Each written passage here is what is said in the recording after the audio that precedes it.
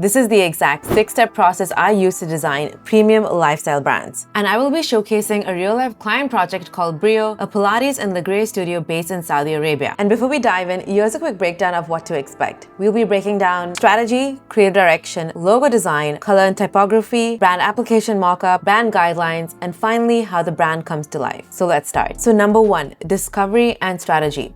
Before I even think about design, every project begins with a conversation. And that means having a discovery call before I officially onboard the client.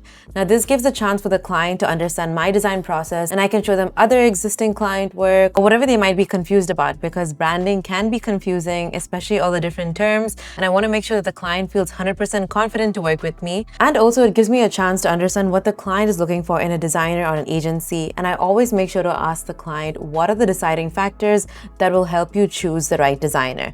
Once I'm able to understand this, I can assess if I'm going to be a great fit or not, and also the client does the same thing for me. And then I send a brand proposal, and once everything is confirmed, I send a branding contract and invoice, and then I send the famous branding questionnaire. Now, this questionnaire usually takes my clients around 40 to 60 minutes to fill in, but recently I've had a client say that it took them around 24 hours to really think and soak up the questionnaire and the questions. So sometimes it can take a day, but in this case, the client knew exactly what they were going for, and so it didn't take them too long. Now, when it came to Brio, it was very clear from the start they didn't want to be another repetitive Pilates studio, because as you know, Pilates is now the latest trend, and they didn't want to fall into that trendy gap.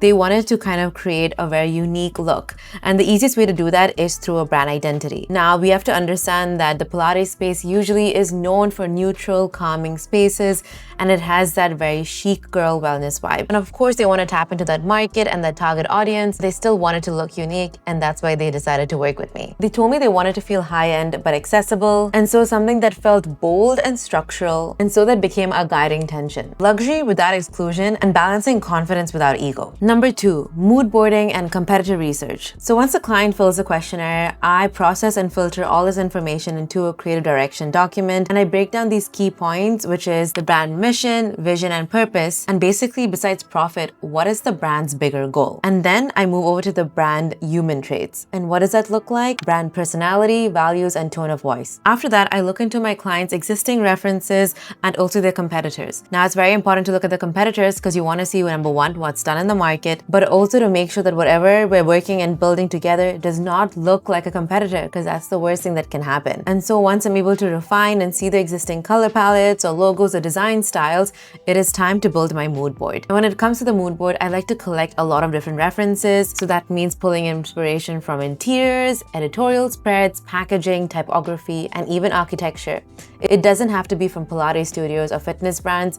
That can be helpful, but it's not necessary. We're looking to build a new brand world for Brio, and so that can take inspiration from anywhere. And at this stage, I'm not focusing on the final design. I'm looking to kind of capture energy. It's really about what I want people to feel like when they encounter the brand. And this is again where competitive research becomes super critical, because now that I've analyzed Pilates brands in the region and I saw what's already common, I made sure to do something completely different. And every brand designer has their own process and their own way of working, but my first rule of thumb is just doing something completely different. Like, I'll pick a color that's never been done before, or a wordmark style or a design style that no one would ever think of. And then after, I will try to then merge it into the brand industry. So number 1 is start with being different and then try to fit in, not the other way around. And so it comes to our third point, which is the creative direction presentation. Now, I presented 2 concept directions to the client. I really wanted to have this really fun energy to the brand, and so I explored a lot of neutral colors, but then I wanted to add this beautiful butter yellow. And so you can see that it feels warm enough to feel optimistic, but also different enough to be remembered, and that is honestly the power of a well-placed design decision. And for the second one, I tried playing it a bit differently. I was going with more grayer tones, beiges, creams, and I tried to include a little mauve, but it still felt like a bit familiar, and it felt like it was done before, so we kind of moved away from it. And so direction 1 was approved. Also at this stage, I like to shortlist my fonts that I'm proposing to the client, which I'll use as a base for word marks. So over here, the client was really drawn to a lowercase serif playful font, and something that also felt a bit more chic and controlled. Then step number 4 is logo design. Once the direction was approved, I dived into creating the word mark. And I always start with creating the word mark first and then only moving on to icon design. So here you can see is I've tested around 15 fonts, but nobody really knows, but I actually go through maybe around 500 fonts. And then I shortlist these 15 fonts that I put into my Illustrator board. And then from there, I'll put them side by side. I'll also look at the mood board. And here you can see that I've used that same lowercase font that they liked, but I feel like I wanted to do some adjustments. So I felt like the B at the bottom was a bit too soft, and so I straightened that out. I wanted something a bit more sharper. And the O felt a bit, how do I say, like asymmetrical, and I wanted just a perfectly round circle. So I just customized and created my own O and added it into the word mark. And then I also created another word mark, which just felt a bit more longer, a bit more structured, and much more minimal. And I was pretty happy with these results. Then when it came to the icon design, I really wanted something that was super playful, something that leaned into the initials of the brand name. So I wanted to play with a really funky B. I also wanted to play with geometric forms. So here you can see that I actually was experimenting initially with a lot of symmetry and repetition, and I'm just like, at this point I'm just having fun and just exploring the best possible results for the brand. And then when it came to the B, I like this as a base, but I wanted to add my own flair. And also, as you can see from the original versus the new one, I've added more spacing and padding to the letters so that it's not too thin. You basically want to have a lot of weight or space to work with as well on the logo. You don't want things to be too thin. It might be hard to replicate it onto signages, or when you print it, or when you really shrink it, some parts can disappear. So I was pretty happy with this. Then finally, I proposed the word mark options to the client, and they fell in love with option 1. And they also liked the fun, funky B, but they weren't sure if that's exactly what they wanted. So they wanted me to rework, and I also worked on 3 other options. And after I showed them these 3 different options, they decided that they loved the original, and so we went ahead with that. And then we came on to step number 5, which is the color palette and typography. So let's go deeper on the yellow. They really liked the initial mood board, and you can see that they liked the initial swatches that I pulled out, but the client felt like they wanted to add a shade of green in it. And then here I proposed 3 different greens. One was more olive toned and more cooler toned for the others, and they loved the olive tone, and we've added that as a secondary color. So I think it's very important to see how they can contrast, how different colors work well together, because there's no point having an awesome palette if you don't know how to use it well. And then when it came to the typography, I wanted something that just felt really fun and inviting, and I went with 2 options. So number 1 was a bit more condensed. It just felt more active and a bit more youthful. There was just a lot more movement into this.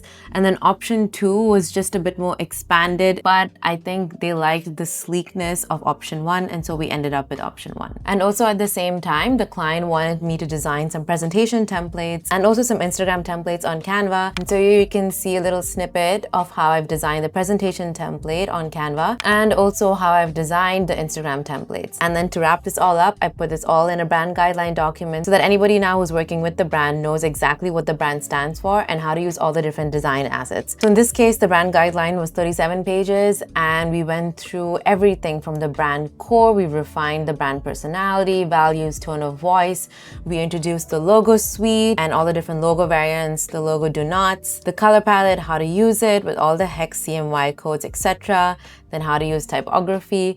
And also in this case, I developed a visual language system, which I'm pretty proud of. And I feel this is something a lot of brands overlook. How else can you identify the brand just by visual communication without the logo, or maybe without the colors even? And also I created a custom branded pattern which they can use as backgrounds for their Instagram stories or any visual communication. And now my favorite part, seeing the brand come to life. As you can see with the images, the icon is the main character in the brand studio. Immediately when somebody sees it, they get a very fun, playful energy of the brand, but it's still balanced with the light cream yellow tones of the studio. So it's still giving that premium yet accessible feel to the brand. And even when it came to their brand photo shoots, they've pulled out all the colors for the outfits from the color palette, so everything does look like a branded experience. It feels super intentional and cohesive, and it also helps build brand recognition and awareness. I love how they used the brown for the outdoor signage, and how they created a custom door handle with the bee icon. And this is what it means to create a branded experience. There were so many design elements that were developed together to create this whole branded experience. It's not just a logo on its own, it's not just the color palette, the typography. everything fits together. You can even see on the Instagram page how this really shines out. The templates I created as a base, the designer is able to create infinite designs from this and make sure that everything looks branded. If you're a founder trying to bring your vision to life or a designer trying to build your process, I hope this video gives you a clearer picture of what branding can do for a business. And if you're looking to build a premium lifestyle brand like Brio, we can work together. You can book a free discovery call with me using the link in the YouTube description below, and we can discuss how I can support in building your brand. And as always, if you like this video, please don't forget to like, subscribe, and I'll see you in the next video. And as you can see, I am back in Dubai and filming in my little home studio. I had a lot of fun filming in all the different locations in Georgia, and it feels so good to be back. And I don't know if I should continue filming in different locations. If you think that's a good idea, please let me know in the comments. Or also, I would love to know what else you would like to see from my content.